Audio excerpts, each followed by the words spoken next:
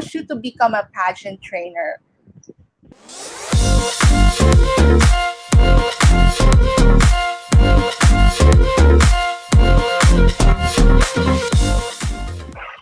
Hi, partner! Hello! Good evening, partner!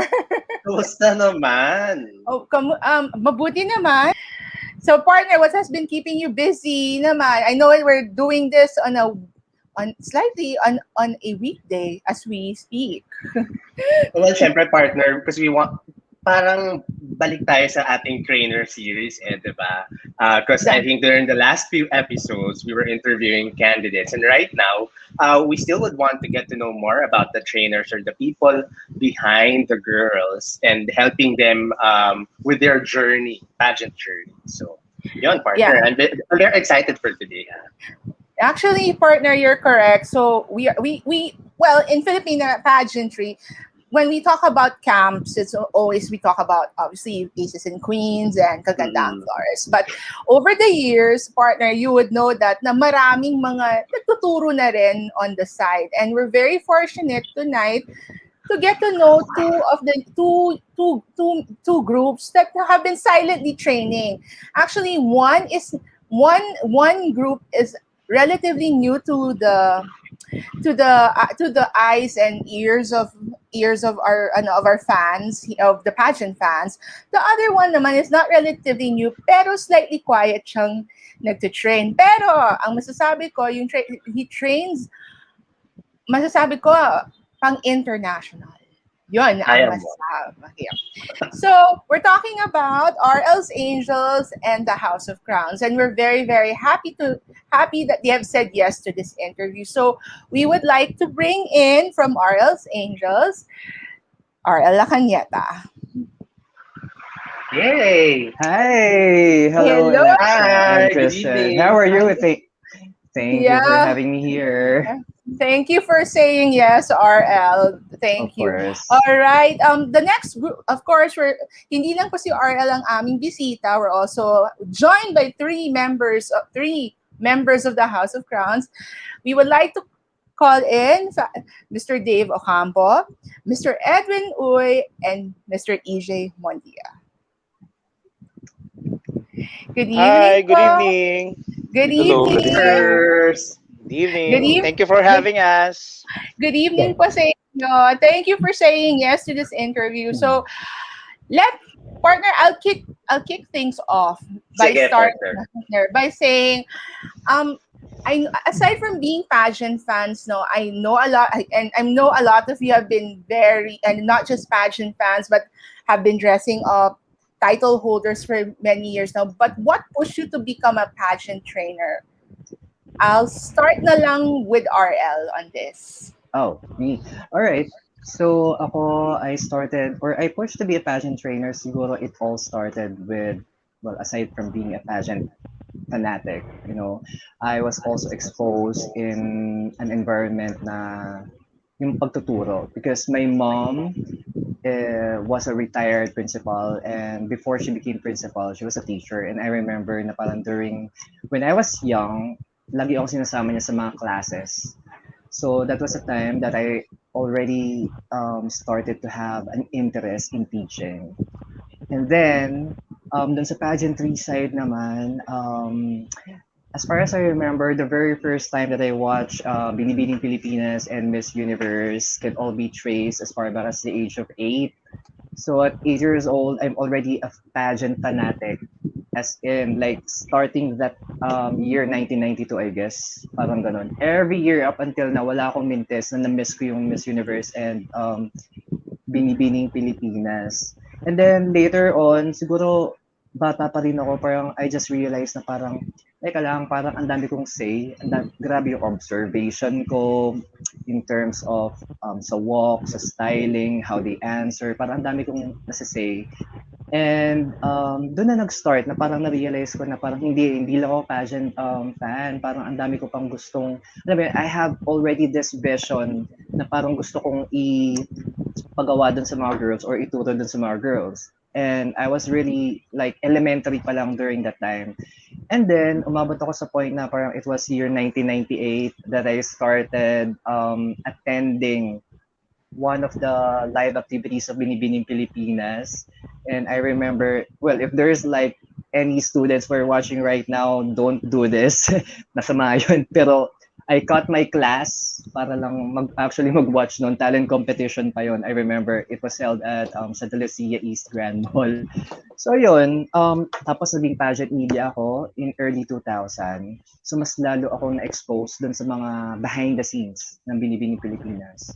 So I'm attending yearly screenings, and then observe ko during that time talagang meron ng meron ng ACES and meron ng KF. So nakikita ko sila yung dadating sila Tito Rod, sila Jonas with their entourage, with their girls. And then I told myself na parang someday I really want to do this.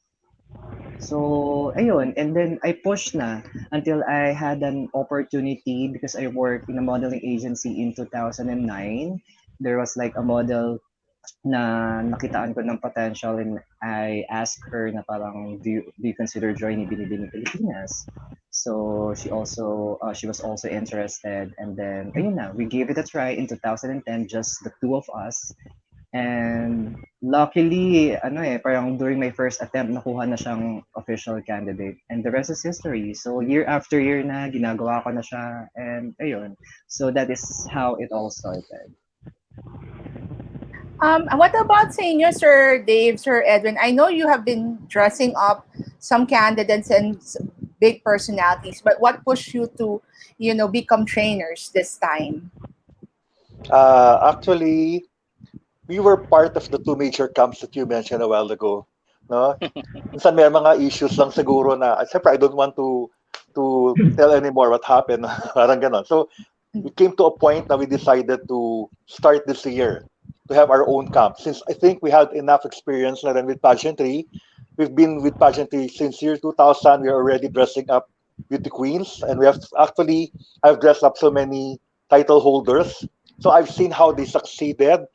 What yung mga failures nila, lahat nakita ko, naobserbahan ko yan. Kaya lang I just kept quiet for a while. I just wanted, since I've been part of the two major camps, parang we just want to dress up lang, ayaw namin makialam. Pero now that parang we decided to have our own, yun na rin kasi yung passion namin into ng pageantry. Yung passion that drove us to have this camp na parang we really want to train girls based on our experience in pageantry. Right. Sir Dave, what about you? Based on dagdag ko lang doon sa sinabi ni Edwin,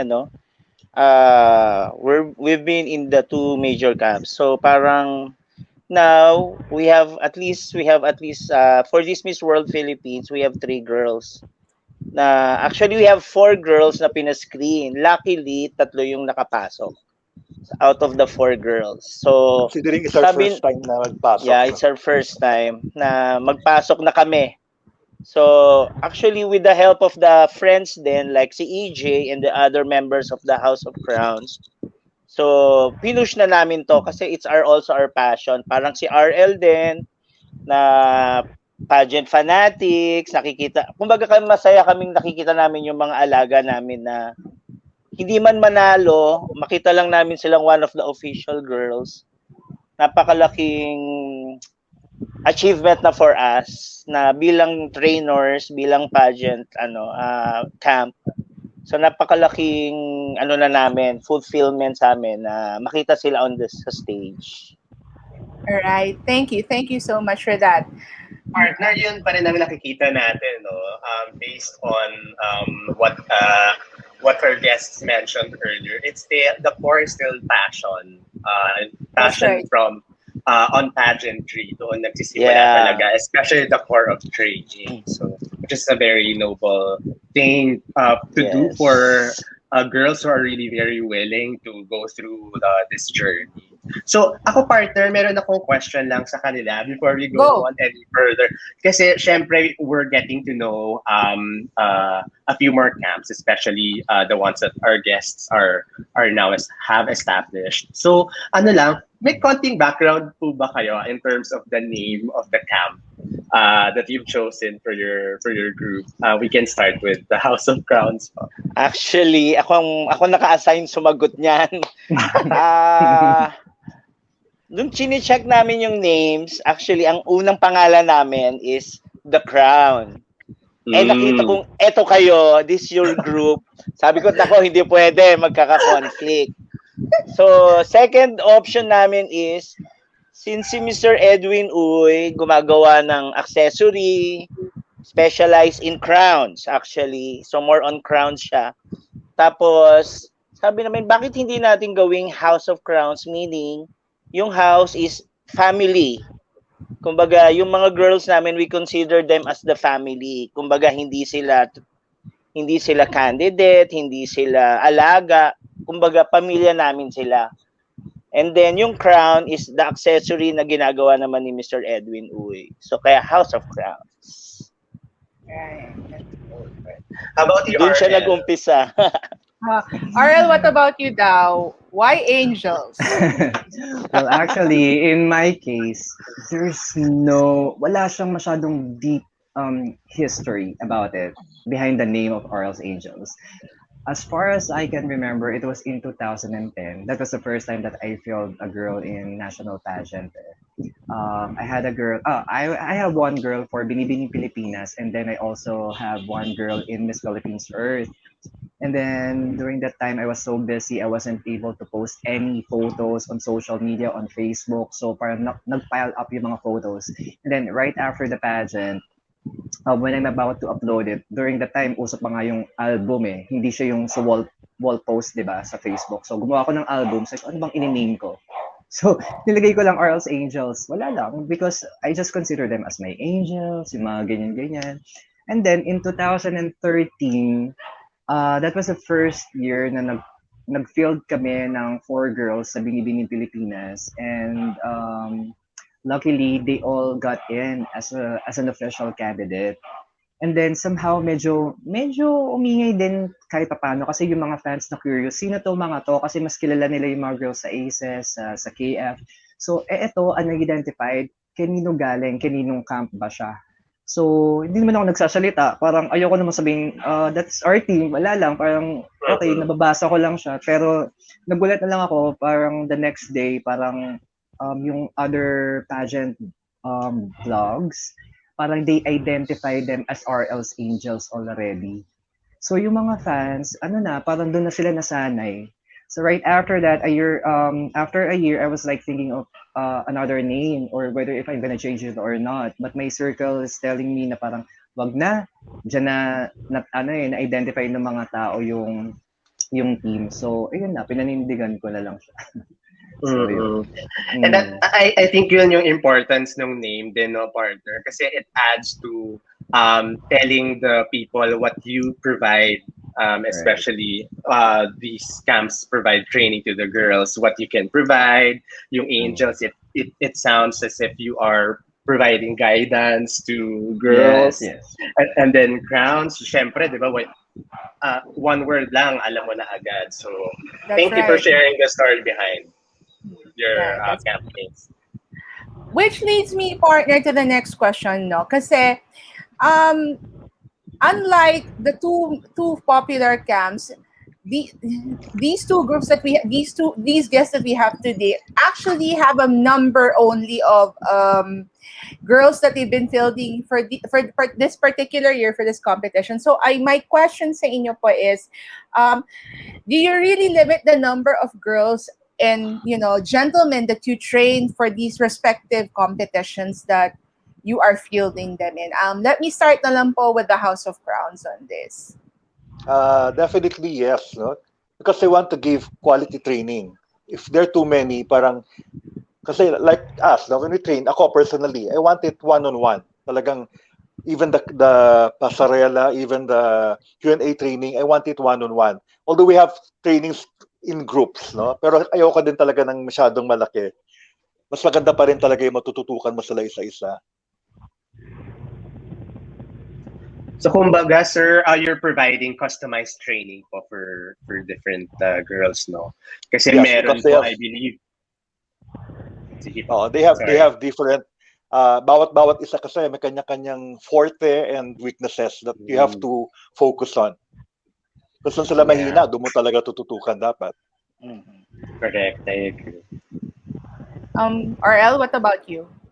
Yeah, I actually share the same sentiment with Tito Edwin. Sobrang same kami talaga. As much as possible, talagang we would like to limit it to, well, actually nga, isang lang usually every year sinesend namin eh. Pero just like what he said, I want to give so much focus on the girls training. So quality training nga naman talaga. And besides, when I train kasi, just like what you've mentioned, it's all customized. So meaning to say, parang it's according to kung sino yung mentee mo. Parang, alam mo yun, right now, I have two girls that I'm training here in the Philippines, one for Binibini and one for Miss World Philippines. Pero up until now, alam mo, yung training nila separate. Never ko pa silang pinagsasabay. So talagang separate session for Leia, separate session for Gabi because both of them are different talaga.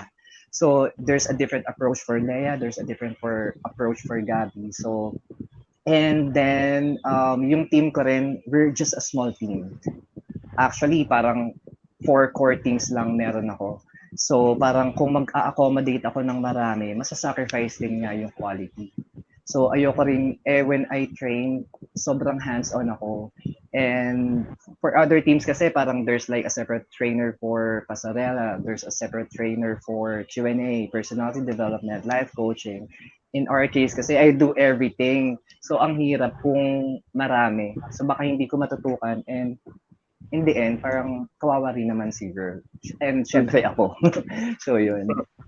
Pero RL, how do you screen the girls that you take in under your guidance? Ano, meron ba tong screening? You choose the girl who's you think is ready, most ready, or meron tong audition? Parang gano'n. Well, how I wish meron, 'di ba? Pero alam mo 'yun, wala eh. Parang dito, especially here in the Philippines, parang wala ako masyadong clout in terms of yung mga pageant hopefuls, lalo na sa province. I don't have any, connections yung mga agents doon sa mga discoverers sa province na parang as much as I want to, pero wala. So, I don't know, whether you believe it or not, in the past 10 years, yung mga sinesend ko lang, it's either, na girls, mga sinesend namin na girls, it's either a personal friend, and then a friend of a friend, and then yung iba, nakita lang na referral lang, pero most of them started na wala talaga experience joining a pageant. So parang, since wala naman kaming discovery, minsan meron kami approach, pero yun nga, parang they belong na to other teams. So, okay. So, paano yun? Oh, ito na lang. Parang she has potential. So, alam mo yun, we're doing all our best kahit paano para man lang, ayun, maging official candidate. So, luckily, nakukuha naman sila year after year. So, yun. So, wala kaming audition, walang screening. Hopefully, soon magkaroon. Parang ganyan. I see. For House of Crowns po, is there a casting process po ba? Actually, dahil bago pa lang kami, no, the first batch of candidates that we screened for Miss World are actually, since we are fashion designers, me and David, no, and Dave, no, they are actually models, no, in one of our shows or some of our shows, no. Now we see as potential, so we talk to them and ask them if they wanted to join Miss World, no. So since they're interested, we decided to let them join the House of Crowns. But after that, actually, we have already some candidates who are interested in joining. But how do we screen? First, siguro, we look at the photo, not just the photo, the whole Facebook and Instagram, kasi yung photo ngayon nadadaya na eh. So we really check first, ano ba talaga, maganda lang ba itong pinadala niyang photo? O baka dinaya lang to. So tinitingnan namin talaga yung Facebook and Instagram. Yung total pictures nila. And second, kung talagang okay siya, then we meet them personally, we interview them. Because we also want to train, for a fact that camps are not business group, no? So we don't earn from that. So kung mag-exert kami ng effort, medyo gusto namin yung potential din. Maybe not now, maybe not for this world, but in the future, I know someday they will make it. Ito mga alaga namin na to. Okay. If you don't mind me making a follow up on this one, partner, I just like to ask why Miss World Philippines as your inaugural debut, well, your debut for the House of Crowns po. Why Miss World Philippines po? Actually, nagkataon lang din na when we started the House of Crowns, ang pinaka-pageant na talagang upcoming was Miss World. Actually, I ano see. lang, Although the we fact that started last April lang. oo. Yeah. Although Officially, April of we this also year. believe we also believe din naman with the organizers of Miss World that that Miss World is a good pageant and they are fair enough for the candidates. So why not Miss World, sabi namin. All right. Okay. And then, ako naman, no, partner, another question that I want to ask everybody in our panel, no, kasi obviously there's so many, aside from Miss World Philippines, there's so many pageants now, that are ongoing. Obviously, we have right now we have about four or five national titles. That's Mhm. and we're not counting the other Pageants. other pageants. So with so many pageants in the country, how do you distinguish where to send a prospective candidate? Where in particular, what do you ano po yung mga tinitingnan nyo kung babagay ho siya doon sa contest na yon? I'll start na lang po with the House of Crowns on this one. Okay, I'll start Actually, first. So, sige, go EJ. go EJ. Yes. okay. So, actually, based on experience, since I'm a fashion stylist for 5 years, I've handled national title holders and international winners. Basically, if you have the eye to, and the girl na magpa-perform talaga in the pageant, I mean, it's innate in you eh. If you really have the eye and the girl, if the girl is really in it to win it. I mean, it's actually a great thing that if ikaw marunong ka tumingin, if the girl is, very confident and she have what it takes to be the next, like Miss Universe, for example. And I think that based on that, you have to check if, is it enough, or you have to check other aspects like are they confident enough? Not just you have the talent or you have the eye to check if they have what it takes to be the next queen. I think if you have both of them, I mean that gives you a lot of edge to to check if the queen is really in it to that perspective pageant that they want to join. In addition Yung to X what factor. yes. In addition to what EJ is saying also, uh syempre, after more than 20 years in the pageant industry, we already know what kinds of winners they are looking for in a particular pageant. So, nakita namin yung potential ng girl na to. Ito yung tipo ng girl na bas pwede manalo sa Binibini. Ito yung pwede sa Miss World. Ito yung sa Miss Earth. They have different criteria actually. If you look look well kung ano yung hinahanap ng yung mga past winners nila, makikita mo yung trend. That's where we base it also. RL, what about you? Yeah, just like what they said. So each pageant has their own prototype then or standards eh. Parang may mga ganon. So sometimes parang if you meet a certain girl, you are maybe parang meron kang vinivision sa kanila na pinaprofile sila for a certain pageant. But in my case, as long as they have the potential, then let's go, let's start training, and I will ask them which pageant or do they want to join. And from there, dun ko ipaprofile yung kind of training na ibibigay ko sa kanila. So if they're joining the certain pageant, so parang ipaprofile ko kung ano yung hinahanap nila. So ima-match ko lang, parang gano'n. May follow-up ako, partner, doon. Go. So, in terms of the training meron bang mga training modules din under, or gaano katagal ang isang module or isang pageant training for RL's Angels and for House of Crowns? Meron po ba kayong nakaset na timelines for your own training modules? Who, me? Well, for me, there is, of course, modules are really important. But then, hindi nga lang siya nasusunod all the time. Alam mo yun, it's not by the book. Kasi just like what I've mentioned earlier, parang customized training siya. So, parang it still depends on what your mentees need.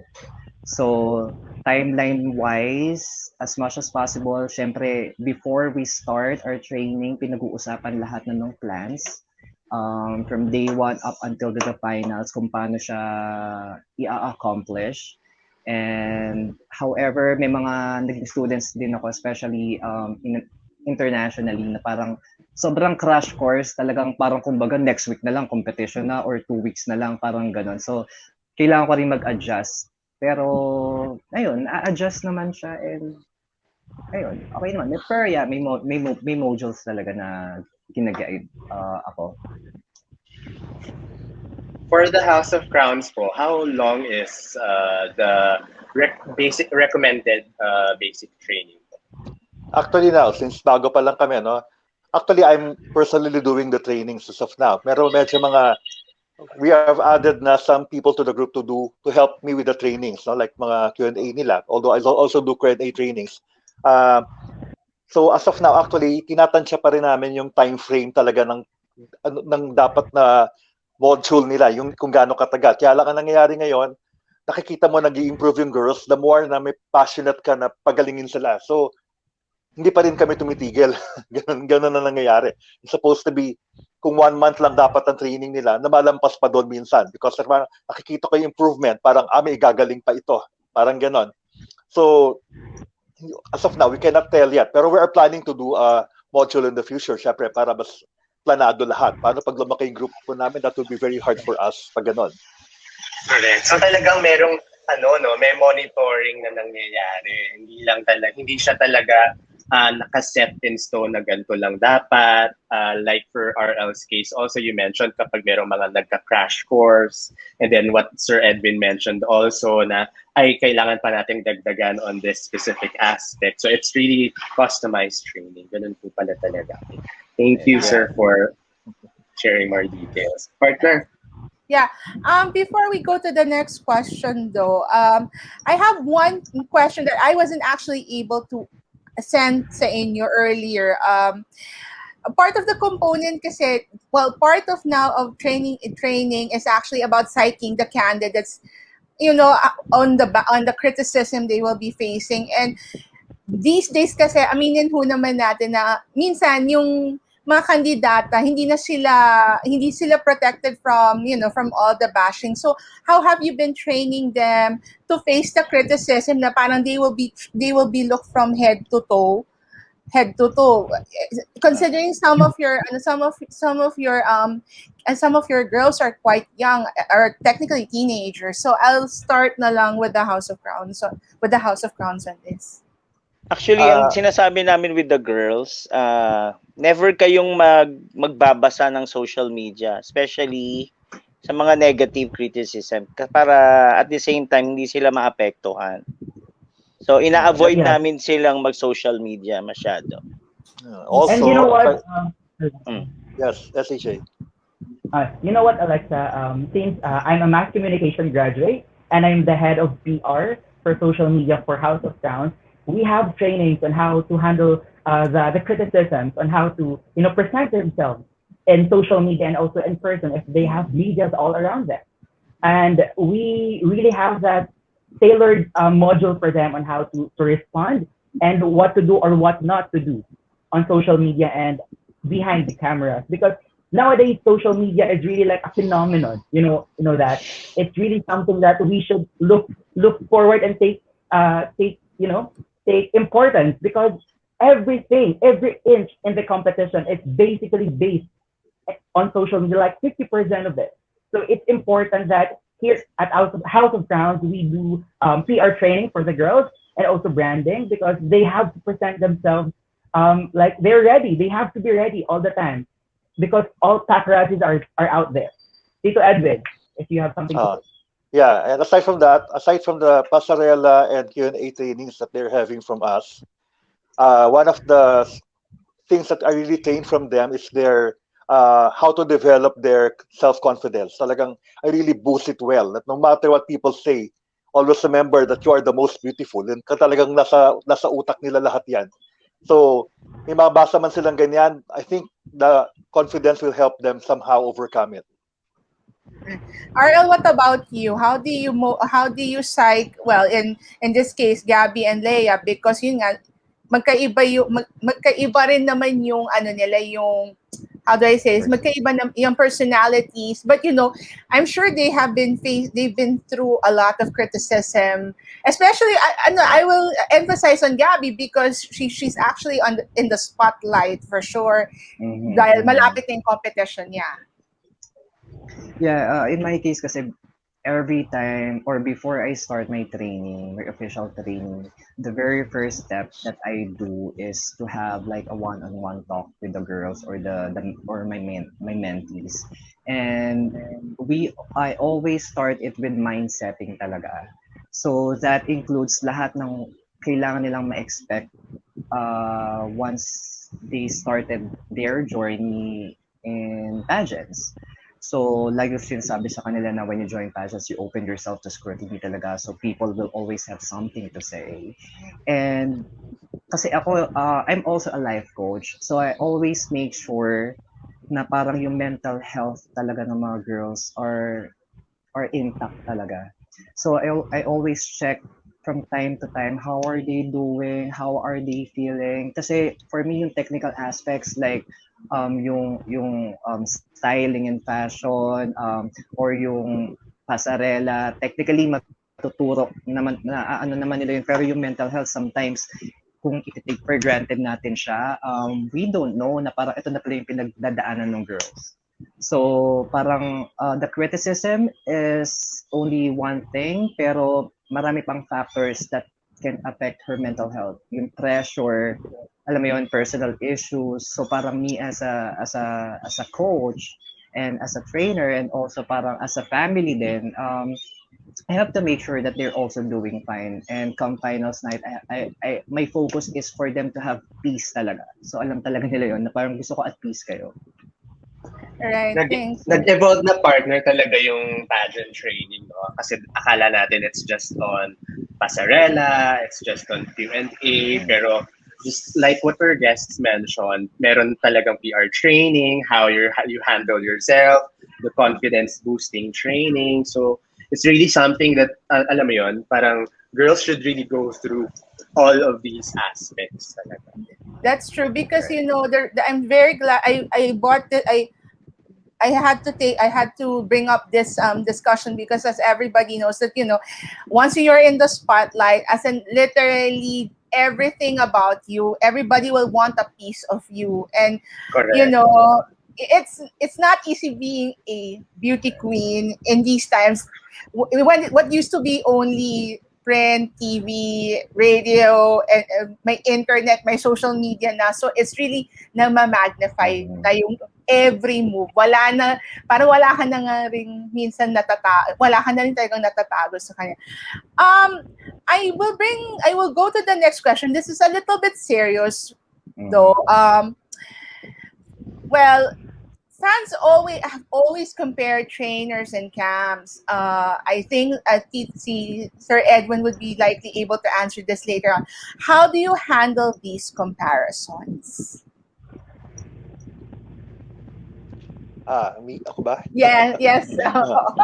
Well, una kasi, sabi ko nga, we're just new. So, we don't have to prove anything. The fact that we have already we were able to make 3 candidates out of 4 sa Miss World is already an achievement. And I tell the girls na that's already good as of now. Parang importante lang makapasok kayo sa Miss World na we don't have to prove anything yet. Parang ganon. Enjoy nyo lang yung pageant. That's what I tell them. Because I know they're so young. Baga, this is only part of their training in the future for possible future pageants then. Now, if they make it, it's fine. If not, okay lang din. So wala talagang pressure. So these are 2 camps that have been existing for how many years already, 2 major camps. So hindi naman kami kailangan i-compare kasi bago kami and we're not pressured at all. All right. Thank you. In addition to what Tito Edwin as well, to what Tito Edwin said, actually, I don't believe in comparison. Me, basically, it's my personal take on that because I believe that every camp has their own uniqueness. They have their own style on how to train girls, on how to send girls internationally, and that's what makes a camp or a pageant academy different from each other. The formula, the style, the training that we're doing. And of course, it's really norm or it's a normal thing that a pageant fans, always compare each camp. Kasi meron silang kanya-kanyang manok kumbaga, di ba? So I think every people has their own choice, has their own say. It's just that if we are like us, we're in House of Crowns. We actually don't, give importance to comparisons because we believe in what we're doing and being us. That what makes us, different and make us different from other camps. And in order to be successful, you have to believe in yourself, believe in your team. Diba? Just trust each other. Right. Thank you, thank you, thank you. RL, what about you? Well, my thoughts about that, it's already inevitable. Alam mo yun, parang people will always have something to say, especially the fans. Alam mo naman sa social media kahit kaliit-liit ang bagay napapansin nila. So it's already expected and it's also normal na. So parang for me, I just take it lightly and I don't take it personally. In fact, parang sometimes nga may mga nakukuha nga akong criticisms or sometimes suggestions na parang, okay, so try ko next time. Alam mo yun? So it's just a matter of having an open mind and knowing how to filter those messages So parang there are some that parang mga messages na alam mo namang out of nothing para lang may masabing mapintasan ka. So why would you put so much weight on it, right? Pero meron din namang mga what you call this, constructive criticisms. So I have an open mind and I take those constructive criticisms into consideration. Parang ganun. So okay lang for me kasi yung mga fans na yan, syempre yung mga girls nga, kino-compare nila. So syempre, madadamay din lahat. Hindi lang trainers, yung buong team, from the makeup artists to the designers, normal siya sa industry. So it's just a matter of your perspective. How are you gonna look at it? Thank you. Thank you. I have a question for you, RL, for you specifically, because aside from training for Binibini Pilipinas and Miss World Philippines, you recently actually trained other international candidates. So I want to know from you, how different is the discipline and attitude when you train, let's say, somebody from Thailand or somebody from Venezuela? Of my mentees, the discipline of my students, or actually, the practice. Basically, in terms of what is the difference about training a foreign candidate to a prospective to a contest. Well, actually, they're all the same. Pero syempre nga, yung approach is different kasi what I do is customized training. So, kung paano ako mag-train dito sa Philippines, ganun din naman ako mag-train sa other countries or other nationalities. But then, iba-iba pa rin ang approach. So, may mga ibang bagay na nagpo-focus ako depending on their strengths and weaknesses, depending on the goal, depends on the pageant that they're joining. So it's, alam mo yun, pero same level lang naman din. So yung approach lang din yung iba-iba rin. Alright. Partner? Yeah, on a positive note naman, on a positive question naman, kasi syempre we've heard how you've handled trainings within your groups, within your camps. So we also would want to know, how do you envision your camps or your groups in the future for the House of Crowns po muna? Siyempre, we want the House of Crowns to be a bigger camp someday, but more than a camp, siguro maybe we could do something a little more than what other camps are doing. We're still planning about it, no? Maybe we can open a sister company like a modeling agency where we can use the girls from the camp for modeling or more modeling scene someday, no? Parang ganon. We're still in the planning stage. Wala pa naman kami doon. Okay. Arnel, how about you? Do you have other plans for your group, for your training camp? Well, actually, right now, we are just a small team. And I only have like three core members. Two of them are my in-house stylist and designer. So shout out to Ken and Jevin. They have been doing amazingly good with with Gab's journey and Leah's journey. And also 5 years from now, maybe I hope that we will become bigger and more established. And then I always wanted to put up a school talaga. I have been so vocal about this ever since. Parang I wanted to put up a school, but then it's not only for pageants but also for life coaching as well. So I'm also envisioning na parang 5 years from now, I wanted to help then young people who are very passionate about pageants, who would love to experience how to be involved in training and in sending girls and boys in national pageantry, because I've been receiving a lot of messages as well na parang I also want to be a trainer po, pero I don't know where to start. So parang I want to open myself then to those people who are really passionate, and for them to be part of the family, not only team but a family wherein we will just share the same mission, same vision, same goal, and we will help each other to be uplifted. Alam mo yun, para lang ma-establish nila yung sarili nila as kung ano. For example, they want to be an established makeup artist in the future.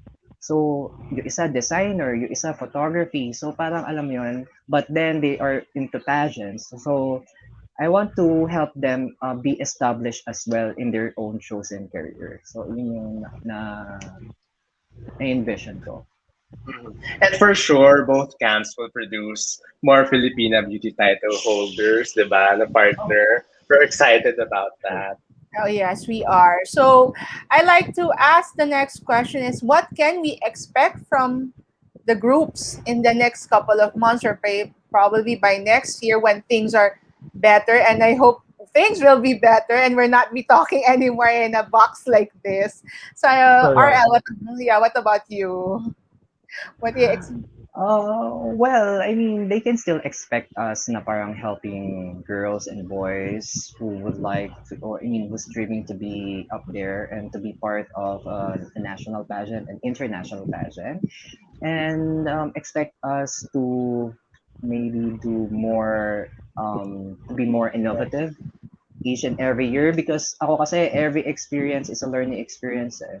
So I assess each experience and learn from it, and I'll make sure na parang in the coming new experience or new opportunities dapat laging mag-step up. So let's see. Yes. Yun. All right. What about for the House of Crowns? What can we expect within the next few months or maybe by next year at because as you said, kayo naman nagsabi na bago-bago lang kayo. Actually, pareho din ng dalawang camps na major camps na ngayon, no? Nakita ko din yung mga girls nila na how they started, paano sila naging beauty queen. Most of them are not first-timer beauty queens. So yung tinuturuan namin ngayon, we're not even actually expecting them to win. No? Pero kumbaga, para ka nagtatanim, no? Kumbaga, nag-i-invest ka talaga ng time sa kanila. And later on, diba, we will be producing beauty queens from the House of Crowns. Yun yung expectation namin. Maybe by next year, baka meron na, hindi natin masabi. But let's see. All right. All right. Can you also add to what Edwin Go. said? Yeah. As the PR ng House of Crowns, of course, I want to break the status quo of the Philippine pageantry. We would like to change the Philippine pageantry, because House of Crowns we're envisioning a different take on how to send our girls. They really prepared. We are a pageant comes that we're do our very best, and it's showtime. I think it's the right term to say it's showtime for the Philippine pageantry because we're here right now, House of Crown. Yay! Ah, Mas oh, nakaka-excite yun, partner. Showtime na talaga, di ba? hindi. Oh, More sobra. Sabi winners for today, the sabi dito, Philippines. Edwin, it's showtime for the Philippine pageantry. It's about time. Okay. All right. On as much as we like to keep things, as we like to keep the conversation going, I think it's about time that we have to wrap things up. But before we let you go, we are giving you the floor to say your thank yous and the support and say your and give your messages to everybody. RL, let's start with you. Well, first of all, thank you, Crown, for having us here. It's really such a pleasure and an honor to be part of this interview tonight. And to everyone who's watching right now, thank you for the support that you're giving to all the girls who are joining in Philippine pageantry. Those support really means a lot, not only for them but also for us as a trainer, for the people behind them. So keep on showing your love and support and spreading positivity. So, ayun lang. And stay safe always. All right. From the House of Crowns, what message of thank yous and your message to everyone? Um, Yes, sir, Dave. Thank you for having us, Crown, and also sa mga taong nanonood. Please support our girls sa Miss World Philippines. We have three girls, Shannon, Kylie, and Andrea.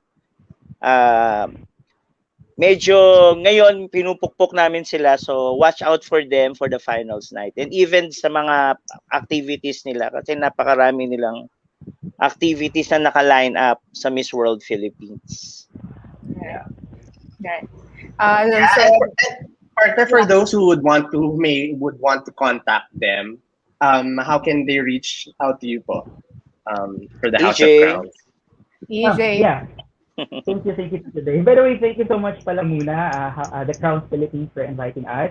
So you can reach us, guys, for those youngsters out there na may potential to be the next queens and kings of the Philippines.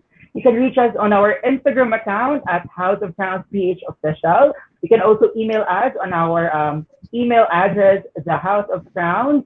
It's also there on our Instagram. And also on our Facebook, you can also message on our Facebook account at House of Crown.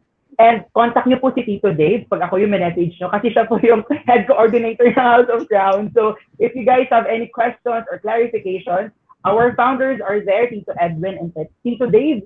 And pwede bang plug kahit saglit? Alexa, Go. guys, please, we're new in the pageant scene, but yeah, hindi na rin kami bago sa industry. The camp is new, but we're not. So we're ready of all the interventions and challenges out there. But I would like to invite you guys to follow us on our Instagram account at House of Crowns Page Official or all of our social media accounts. And also, I want to share na rin, guys, na abangan nyo yung mga pasabog namin in the next couple of weeks and days. Abangan nyo. And also, follow nyo rin ako on my Instagram account, my personal Instagram account at Mondia. Tito Dave and Tito Edwin, baka may gusto kayong i-promote sa mga personal Instagrams nyo. Yes, please. If you have anything else to promote, the floor is yours. Yeah. follow me at Dave Ocampo 888. Yeah. Sir Edwin? Yeah, you can also follow me at Edwin Uy lang. Edwin Uy, both on Instagram and Facebook. RL, what about you? From Instagram account and Facebook ng RL's Angels. Go. Yeah, we actually have three social media accounts. On Facebook, you can find us on Facebook through RL's Angels. And also on Instagram, it's RL's Angels as well. And on TikTok. So if you want to see some behind the scene of our training, minsan if they're being posted there. So maybe you can check it out. All Thank you. right. So there. Or- Thank you po again for granting and gracing the Crown Philippines with this interview. We're very honored in terms of having this interview with you all. Partner, you have. yeah, yes, please don't forget to support the candidates for Miss World Philippines on July 25. And then, of course, for Binibining Pilipinas on July 11. So, yun, please don't forget to follow the Crown Philippines on YouTube, Facebook, and on Instagram. So that wraps up tonight's conversations. Thank you very much to RL's Angels and the House of Crowns for gracing Thank you this also. this Thank special you. episode. Thank you po. Thank Thank you. Thank And you. all right, and without that, see you all in the next conversations. Thank you mga ka-Crown. Good night. Thank you.